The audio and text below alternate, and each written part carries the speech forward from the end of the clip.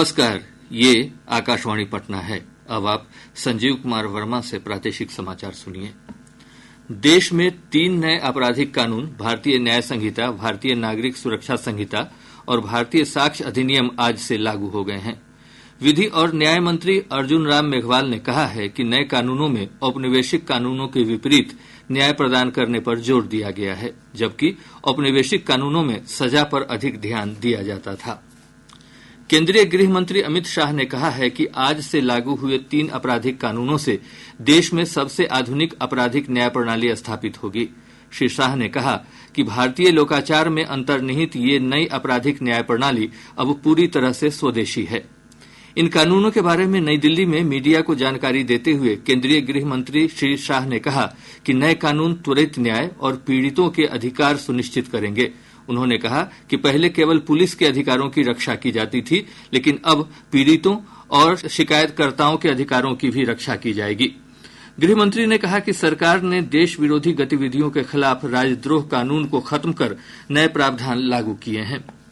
नए आपराधिक कानून में जांच, सुनवाई और अदालती प्रक्रियाओं में प्रौद्योगिकी के उपयोग पर बल दिया गया है। इसे देखते हुए राष्ट्रीय अपराध रिकॉर्ड ब्यूरो एनसीआरबी ने मौजूदा अपराध और अपराध ट्रैकिंग नेटवर्क और प्रणालियों में 23 संशोधन किए हैं। ब्यूरो राज्यों और केंद्र शासित प्रदेशों को इस बारे में आवश्यक तकनीकी सहयोग भी दे रहा है।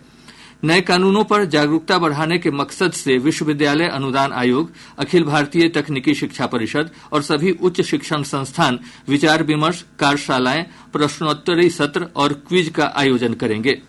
राज्यों और केंद्र शासित प्रदेशों में सभी पुलिस थानों के प्रभारी भी नए कानूनों के महत्वपूर्ण पहलुओं के बारे में जानकारी देने के लिए कार्यक्रम आयोजित करेंगे। प्रदेश में 3 नए आपराधिक कानूनों को लेकर सभी थानों के पुलिसकर्मियों को प्रशिक्षित किया जा चुका है।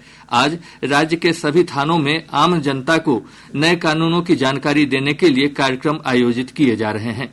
कार्यक्रम में आमंत्रित नागरिकों को कानून से जुड़े बड़े बदलाव पर तैयार एक पुस्तिका भी उपलब्ध कराई जा रही है।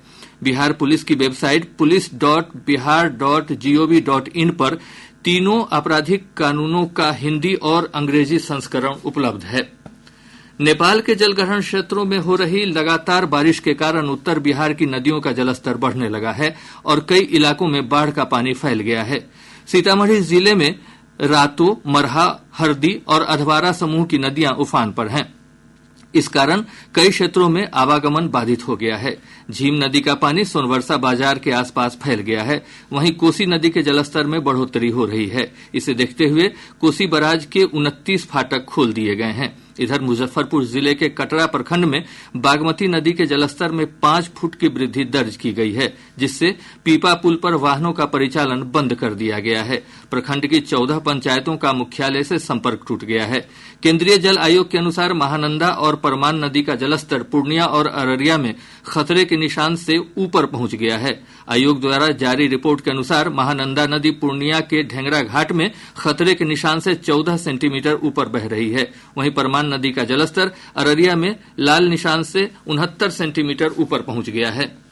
मानसून के प्रभाव से राज्य के अधिकतर भागों में बारिश का सिलसिला जारी है। मौसम विभाग ने कहा है कि अगले 3 से 4 दिनों तक प्रदेश के उत्तर पश्चिम और उत्तर मध्य समेत विभिन्न भागों में मध्यम से भारी वर्षा हो सकती है। विभाग ने आज पश्चिम चंपारण, पूर्वी चंपारण और किशनगंज जिले में कुछ स्थानों पर अति भारी वर्षा का ऑरेंज अलर्ट जारी किया है। वहीं सीतामढ़ी, शिवहर, भोजपुर, पूर्वी चंपारण, पश्चिमी चंपारण, पूर्णिया, मधुबनी और सुपौल में भारी बारिश की चेतावनी जारी की गई है। मौसम विज्ञान केंद्र पटना के वैज्ञानिक कुमार गौरव ने बताया कि बिहार के ऊपर एक चक्रवातीय परिसंचरण का क्षेत्र बना हुआ है, जिसके प्रभाव से बारिश की अनुकूल परिस्थितियां बनी हुई हैं। बिहार विद्यालय परीक्षा समिति ने मैट्रिक परीक्षा 2026 के लिए रजिस्ट्रेशन की प्रक्रिया शुरू कर दी है। इस परीक्षा के लिए 9वीं कक्षा में पढ़ाई कर रहे छात्र 14 जुलाई तक रजिस्ट्रेशन करवा सकते हैं। रजिस्ट्रेशन से पहले निर्धारित शुल्क 11 जुलाई तक जमा करना होगा। बोर्ड ने कहा है कि रजिस्ट्रेशन फॉर्म में अंकित विवरणी के अनुसार ही छात्र मैट्रिक परीक्षा का फॉर्म भर सकते हैं। बोर्ड ने रजिस्ट्रेशन में सतर्कता बरतने की भी सलाह दी है। इसके साथ ही आकाशवाणी पटना से प्रसारित प्रादेशिक समाचार का यह अंक समाप्त हुआ।